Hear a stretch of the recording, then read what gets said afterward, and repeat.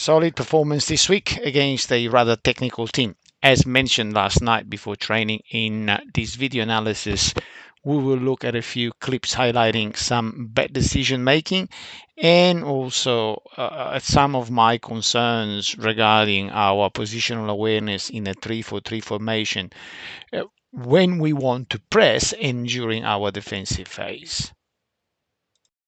In this first clip, we'll expose two issues. One, we don't know yet how to press in a 3-4-3 formation. And two, our defensive structure with this formation is still incorrect. So when this happens, in this case, they are playing out and we got one ball carrier that comes forward. So he's got time and space to build.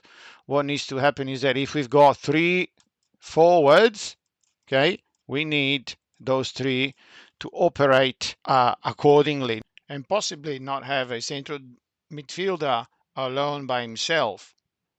Brendan, you should be here. We should be having the number 9 making that run, and we should be having Ollie here.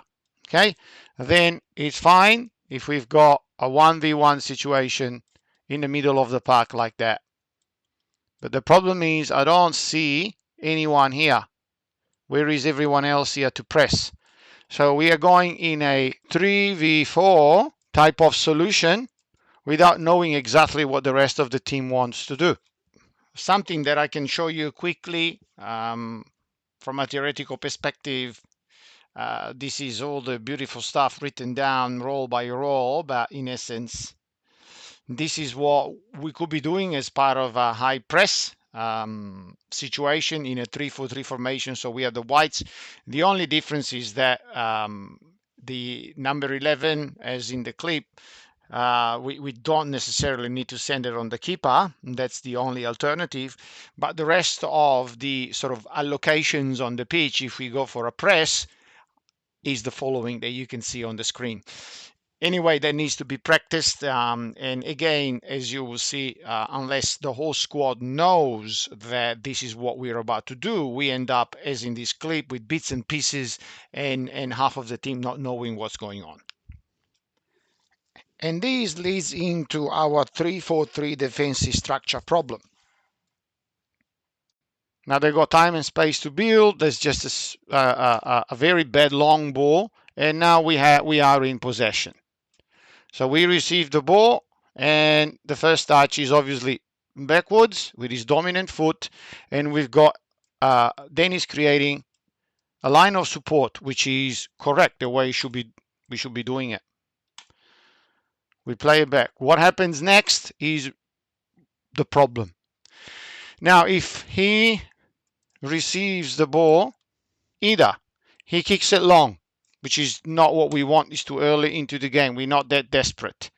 2, which is what I recommend, we could play the ball back to the keeper for one simple reason, which is the following. These players, they're not reacting fast enough to this situation.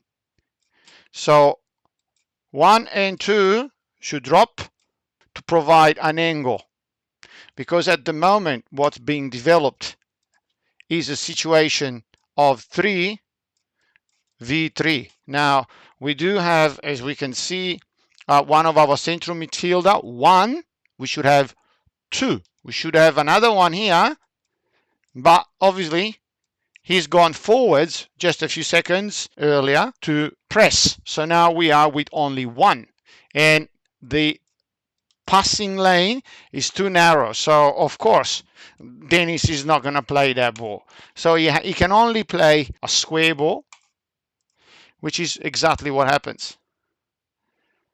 Now we are, as you can see, very flat.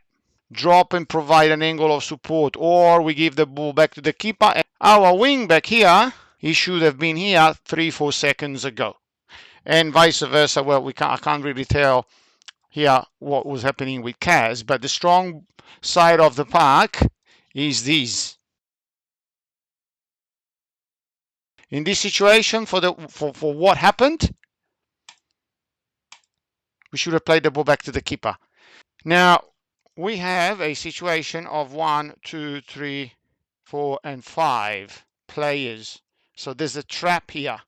And we make the worst possible decision, which is the following. We've placed our centrum, the only central midfielder here, with a 5v1 situation, which will lead to a potentially, as I already said, catastrophic situation, because now we have 1, 2, 3, and 4 v3, and we still have our wing back that should be helping down this channel, still sitting forward up.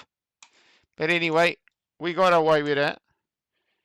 But this really puzzles me. The more I watch it, the more I think that we don't understand defensively what needs to be done when we defend with a 3-4-3 formation. In a 3-4-3 formation, reality is that when we defend in our own half, we should be set up this way. So we got our central defenders here. We got our wing backs dropping, as you can see. Unfortunately, that's the role of the wingback. Whether you like it or not, you're running up and down. And then we would have our two central midfielders here, providing cover. And the two, let's call them inverted forwards, which are the players that should play in this position, dropping here. And only 1-9 that toggles in between and puts pressure, if possible. That's how teams usually defend in a 3-4-3 formation. So our wingbacks becomes critical. That drop, and we cannot afford, as you've seen, situations where we leave our, let's call them right and left fullback exposed to not 1, but 2, but 3v1 situations, as you've just seen. And finally enough, this is what happens a few minutes later in the game. You end up doing that. You end up going into that formation. Now, we have indeed our wing back here that dropped, and we got our inverted forwards, let's say, that drop in this area.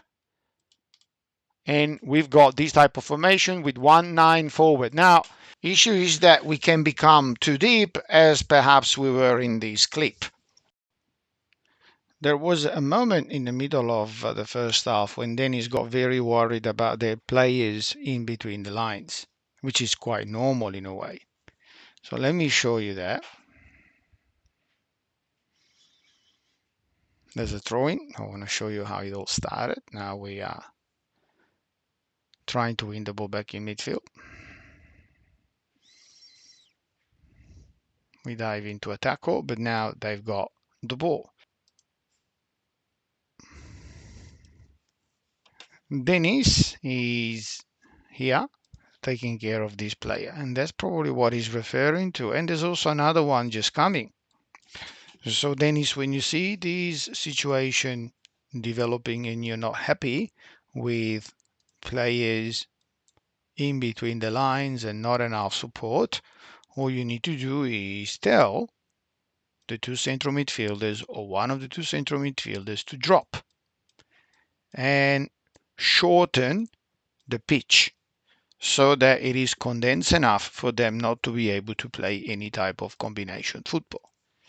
Now, if you go forward, you will see that Dennis does it his own way. So Dennis now has run and put pressure on this player here, on what is that he referred to as their number 10. Now, in my opinion, this opens up a little bit of a debate.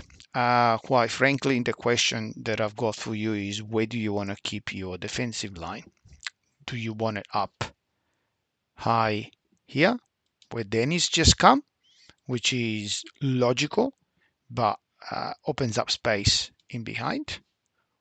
Or do you want to keep it lower in line with Agent as it is currently, and have the central defenders, the central midfielders dropping? You have to come up with your own decision, because I'm worried about these, as I've already discussed that several times with players. In my opinion, if we force the defenders to step here, we will be weak in behind.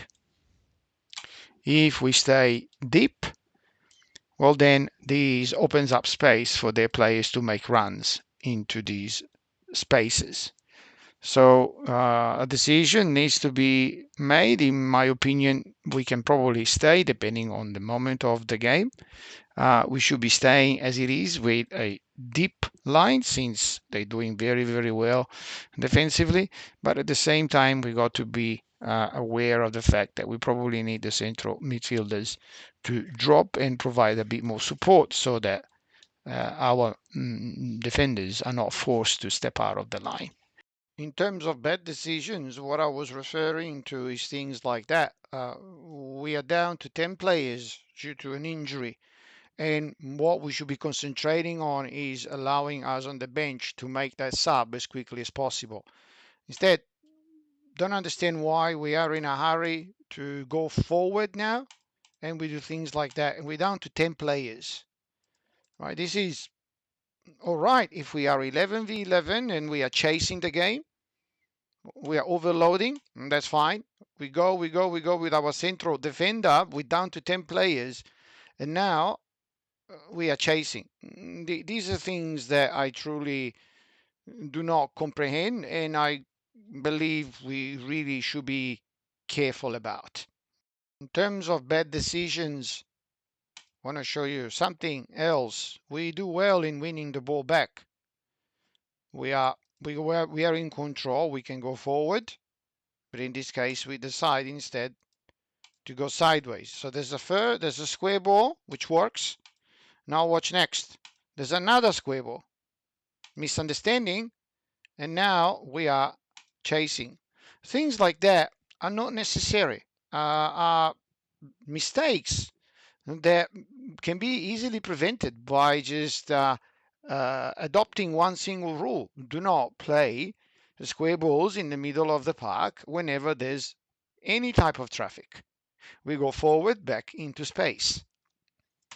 So here, the first ball that should have been played should have been to Alejandro there, Oli, with your right foot. Okay, we want to go sideways.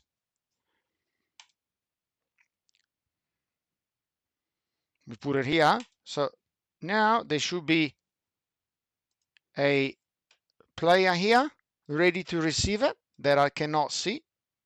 Or we go back and back again, but certainly not into this type of traffic where really we've got 1 and 2 v1 2 3 4 5 6 plus the ball carrier, so we have a 6 v3 situation. These are little things that can make a big difference in terms of the score line by the end of the game. We are in control. We are going forward. We play one square ball, fine. Then we go backwards.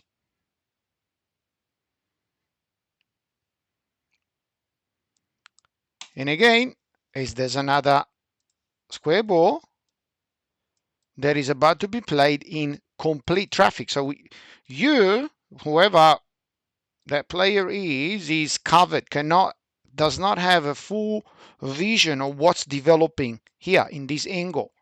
So by playing this ball, it's basically blind. And off we go. So these are little things, and again, that can cost us dearly.